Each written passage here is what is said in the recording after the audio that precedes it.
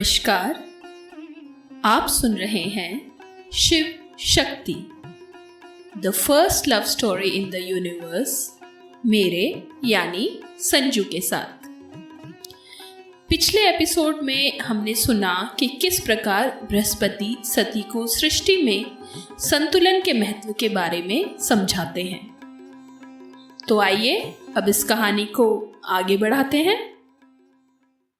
सती ने मन ही मन ये निश्चय किया कि वो संतुलन का अभ्यास आज ही से शुरू करेंगी।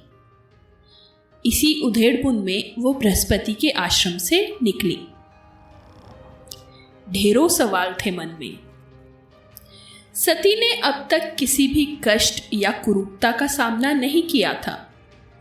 अपने आसपास सदैव सौंदर्य, ऐश्वर्य और प्रसन्नता ही देखी।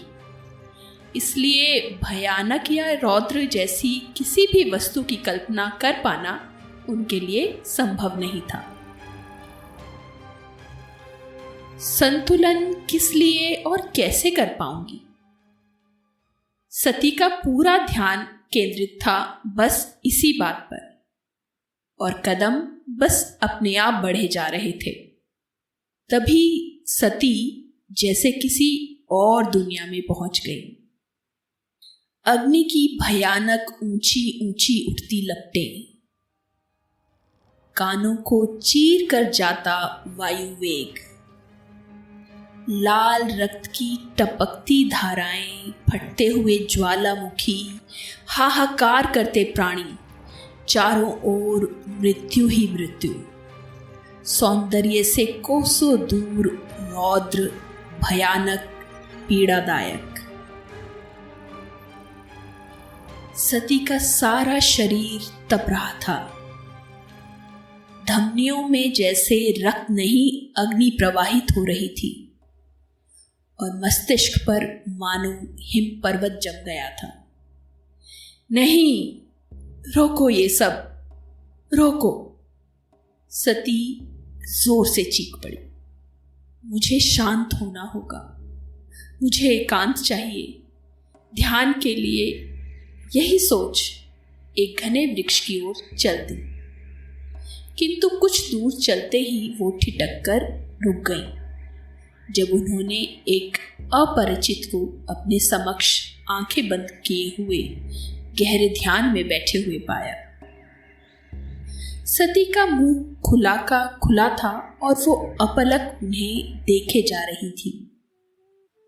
सती स्वयं एक देवी थी और वो स्वयं हर लोक से परिचित थी, लेकिन उन्होंने कभी भी ऐसा कुछ नहीं देखा था।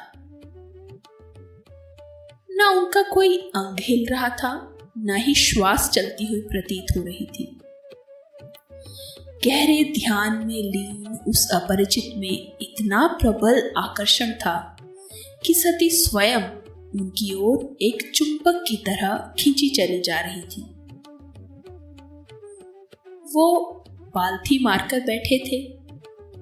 बाघ की खाल का एक टुकड़ा उनकी कमर और ऊपरी जांघ को ढक रहा था। उनके उलझे हुए भूरे बाल उनकी नंगी पीठ के विस्तार में अनियंत्रित होकर गिर रहे थे। उनकी जटा से पानी की एक छोटी सी धारा धीरे धीरे टपक रही थी, और उनकी जटा के शीर्ष पर एक छोटा चमकता हुआ सफेद चांद चमक रहा था। उनका शरीर महीन भूरी सफेद विभूति से ढका हुआ प्रतीत होता था, जिसकी सुगंध दूर से ही किसी भी प्राणी को अपनी ओर खींच लेती।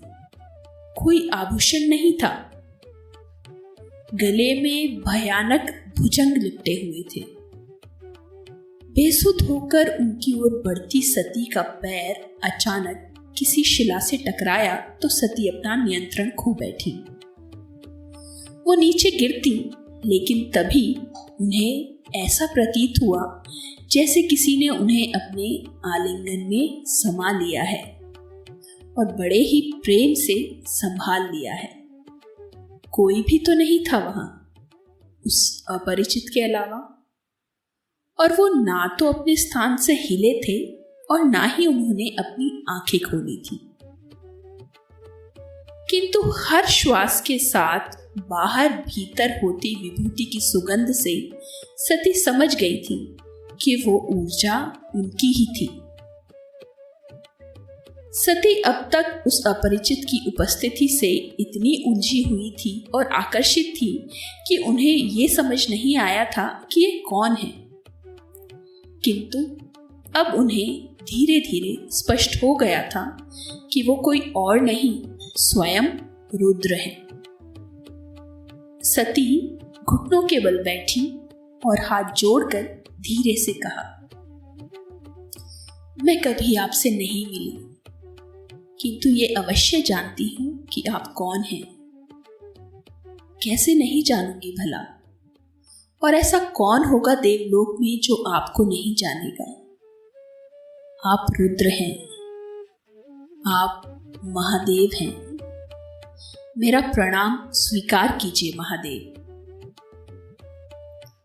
और फिर थोड़ी देर चुप रहने के बाद हिचकिचाते हुए सती ने कहा, और मेरी रक्षा करने के लिए धन्यवाद।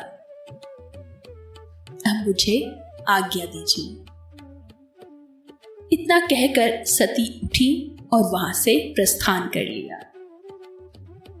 अगर वो रुकती और मुड़कर देखती तो अवश्य ही महादेव के होठों पर आई धीमी सी मुस्कान को देख पाती। आखिर कब और किस तरह होगा सती और महादेव के बीच पहला संवाद, जानेंगे अगले एपिसोड में। आप Shiv Shakti the first love story in the universe podcast को स्पॉटिफाई, जियो सावन, गाना और हब हॉपर समेत सभी प्रमुख पॉडकास्ट प्लेटफॉर्म्स पर सुन सकते हैं। और आशा है आप इसे फॉलो और सब्सक्राइब जरूर करेंगे। मेरे साथ बने रहने के लिए धन्यवाद।